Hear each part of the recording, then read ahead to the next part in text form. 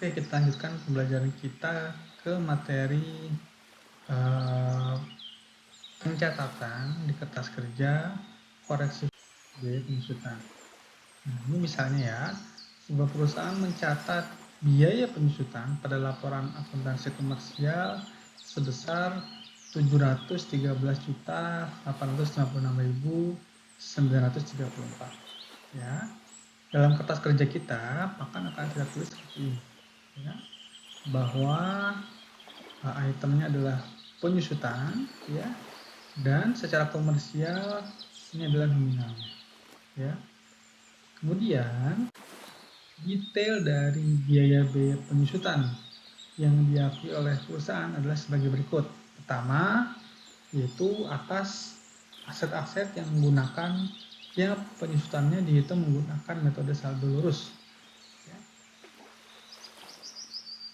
Pertama, wajib pajak membangun sebuah gedung, perhatikan, gedung dengan nilainya 20 miliar. Ya. Yang kemudian berdua yaitu membangun memperoleh mesin, ya, tertulis kelompok 2. Ya, ingat bahwa kelompok 2 masa manfaatnya secara fiskal adalah 8 tahun, ya. Kebetulan sama, ya. Yang ketiga adalah membeli mobil sedan untuk direksi, ya. Oke. Sekarang kita bahas satu persatu dari masing-masing contoh kasus. Yang pertama adalah wajib pajak membangun sebuah gedung, ya, yang kemudian siap dipakai pada tanggal 16 Januari 2010, ya.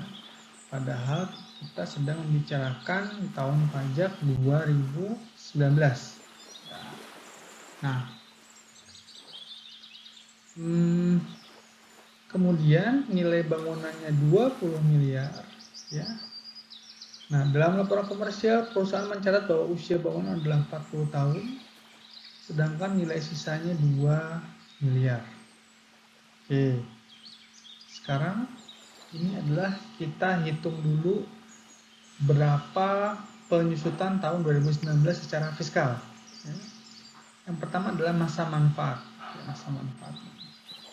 Secara fiskal, gedung bangunan permanen ditentukan di pasal 11 bahwa masa manfaatnya adalah selama 20 tahun. Ya, jadi sudah mulai berbeda nih. Pasti ada koreksi berarti ya. Ini 40 tahun, secara fiskal hanya 20 tahun. Kemudian secara fiskal tidak diakui nilai sisa. Artinya nilai sisanya 0, tidak dipakai dalam penghitungan penyusutan. Nah, berapakah penyusutan per tahunnya?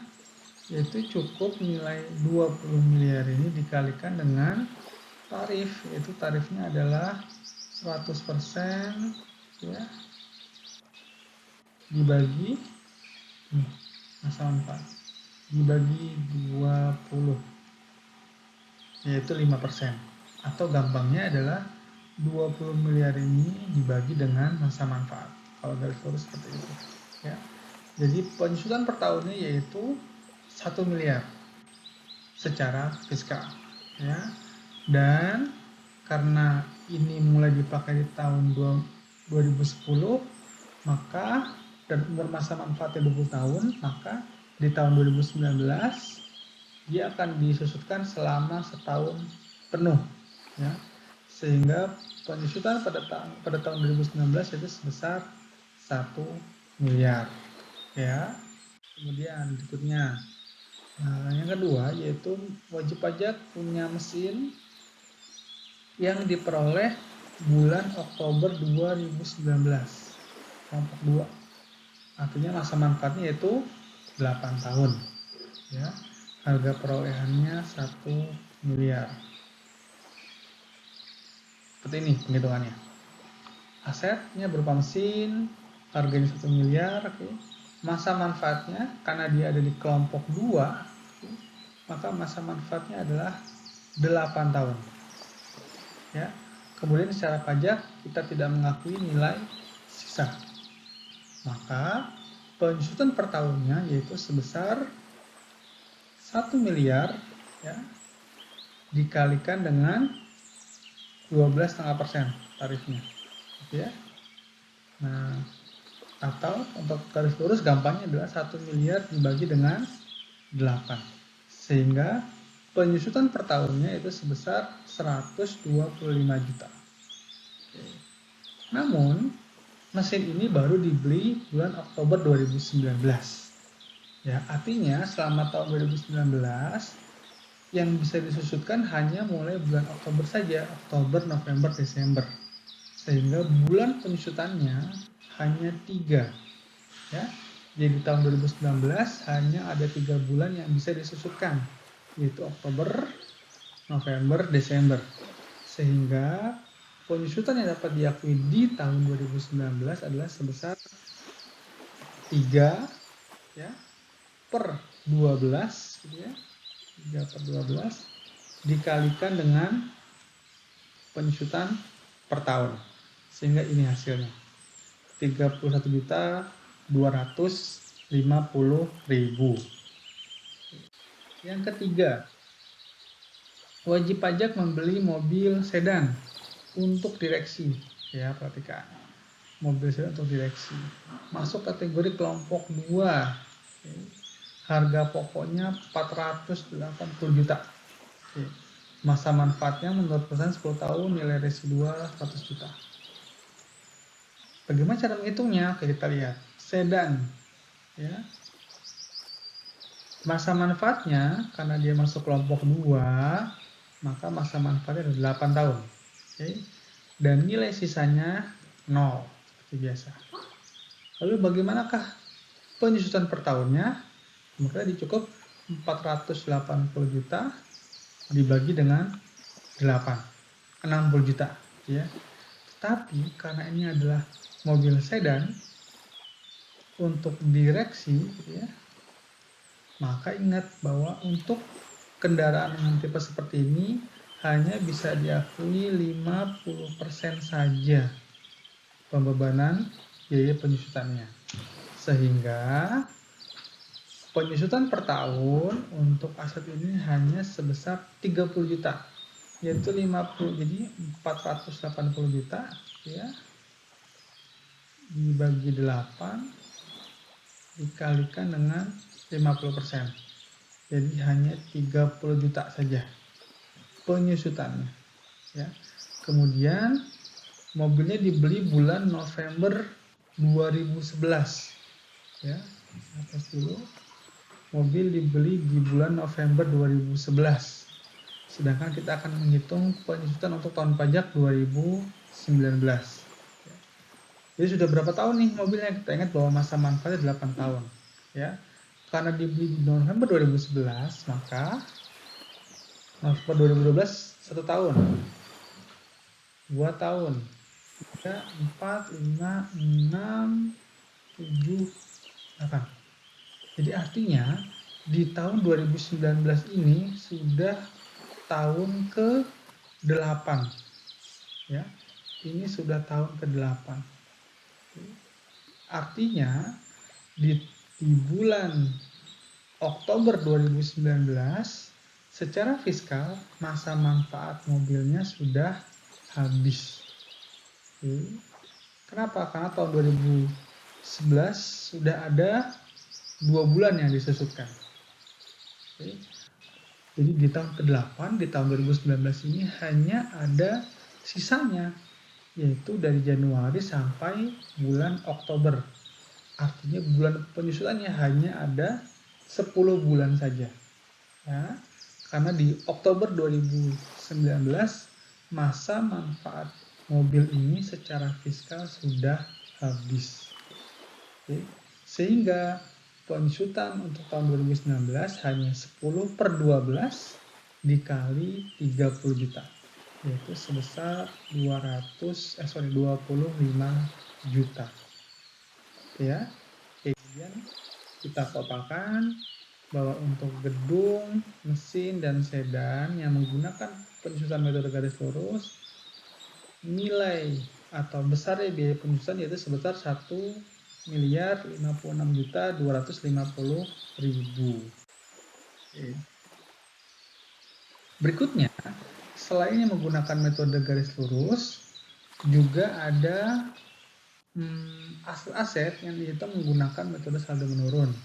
Ya. Yang pertama yaitu ada mebel seharga 500 juta masuk kelompok 1 ya, dibeli pada tanggal 12 Januari 2019 dengan masa umur manfaatnya adalah 5 tahun, 5 tahun tanpa nilai sisa. Berikutnya ada peralatan berupa pesawat telepon dan faksimil. Oke, kita hitung berapa penyusutan dia secara fiskal. Yang pertama, ini ada mebel senilai 500 juta. Ya. Kelompok 1 dibeli pada tanggal 12 Januari 2019. Ya. Ini cara menghitungnya. Pertama kita tahu bahwa di tahun perolehan ya, nilai bukunya masih 500 juta. Ya. Kemudian kita lihat masa manfaatnya berapa? Karena kelompok 1 maka masa manfaatnya adalah 4 tahun. Sehingga tarifnya adalah 100% dibagi 4 ya, 25% ya, dikalikan dengan 2. Sehingga tarifnya adalah 50%. Kemudian kita mulai menghitung penyusutan. Pertama mulai untuk tahun 2019 nilai bukunya masih 500 juta. Masa manfaatnya itu 4 tahun, tarifnya 50%. Maka penyusutan per tahun yaitu sebesar 250 juta. Ya, 500 juta dikalikan dengan 50%. Hasilnya 250 juta. Kemudian bulan penyusutannya berapa bulan? Karena dibeli pada tanggal 12 Januari 2019, maka bulan penyusutannya masih komplit, masih lengkap, yaitu sebesar 12 bulan. Maka penyusutan tahun berjalan atau penyusutan tahun 2019 sama 250 juta. Ya. Nah, kalau teman-teman mau melanjutkan, maka penghitungannya akan seperti ini. Ya, saya hapus dulu. Ini dihitung sampai masa manfaatnya habis. Perhatikan bahwa pada tahun keempat, ya, dibebankan seluruhnya. Ya, jadi habis. Ya. Penyusutan pada tahun berjalan di tahun terakhir sama dengan nilai bukunya. Oke. Ini nilai buku itu diperoleh dari nilai buku tahun berjalan. Ya, misalnya tahun 2019. Nilai bukunya nilai buku 2019 adalah 500 juta. Kemudian penyusutannya adalah sebesar 250 juta. Maka nilai buku di tahun 2020 tinggal 500 juta dikulang 250 juta. Hanya sebesar 250 juta. Ya. Jadi ini adalah nilai buku tahun sebelumnya dikurangi penyusutan tahun sebelumnya. Sehingga di tahun 2023, ya, di tahun 2023 maka nilai bukunya sudah 0. Oke. Selanjutnya pesawat telepon ya dengan harga 10 juta ya, dibelinya April 2015. Oke. Masa manfaat prediksi 4 tahun. Sekarang kita hitung. Perolehannya 10 juta, masa manfaatnya adalah 4 tahun. Kenapa? Karena dia masuk kelompok 1 dengan tarif 50%. Ya. Di tahun 2015 ya, karena kita akan menghitung tahun pajak 2019, maka kita harus menghitung dari awal nih kalau saldo menurun ya. 2015 penyusutan per tahunnya adalah 10 juta dikalikan dengan 50%. Ya, 5 juta. Karena dibeli pada bulan April, maka penyusutannya yaitu bulan April sampai bulan Desember. April, Mei, Juni, Juli, Agustus, September, Oktober, November, Desember. Ada 9 bulan. Ya, sehingga penyusutan pada tahun 2015 adalah 9/12 dikali 5 juta. Ya, hasilnya adalah 350 juta. Kemudian untuk tahun 2016 nilai bukunya adalah nilai bukunya adalah 10 juta dikurangi dengan 3.750.000, sehingga nilai bukunya tinggal 6.250.000 ya. Masa manfaat tarif masih sama, dan karena 2016 disusukan selama setahun penuh, maka bulan penyusutannya adalah 12%. Sama dengan di tahun 2017, 2018. Nah, untuk tahun 2019 ya, masih ada nggak? Ingat, ini baru kalau kita total ya, ini baru 3 tahun 9 bulan. Jadi masih ada 3 bulan lagi yang bisa diakui sebagai penyusutan di tahun 2019. Ya, tapi hal itu tidak berpengaruh, tidak signifikan. Mengapa? Karena di tahun 2019 itu disusunkan seluruhnya dari nilai buku, sehingga nilai buku dan penyusutan pada tahun berjalan nilainya sama. Ya, nah, tinggal kita cari berapa total dari seluruh penyusutan dari metode saldo menurun. Ternyata sebesar 250.781.250. Ya.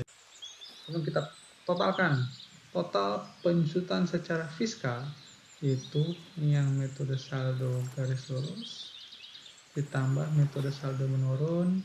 Ini adalah hasil akhir dari total penyusutannya. Jika teman-teman ingat tadi di slide pertama, berbeda antara yang diakui secara komersial dengan yang diakui secara fiskal. Ya. Kemudian kita koreksi dulu ya, karena berbeda ya, bahwa penyusutan secara komersial sebesar 713 juta. Sedangkan secara fiskal tadi kita catat ada 1,3 miliar ya. Karena biaya secara fiskal lebih besar ya. Biaya secara fiskal lebih besar atau lebih naik, maka otomatis penghasilannya itu menjadi lebih kecil ya. Dengan biaya yang lebih tinggi, maka dia akan mengurangi penghasilan. Artinya penghasilan semakin kecil, dan konsekuensinya maka pajaknya juga semakin kecil. Sehingga koreksi ini adalah koreksi negatif. Oke, kira-kira seperti itu materinya ya mengenai koreksi fiskal. Jadi kita sudah mempelajari konsepnya di pertemuan penyusutan yang pertama. Sekarang ini adalah bagaimana menuangkannya dalam koreksi fiskal. Kedepannya kita akan mempelajari bagaimana menulis atau mencatat koreksi fiskal ini di SPT 1771. Oke, kita ketemu lagi di materi berikutnya teman-teman.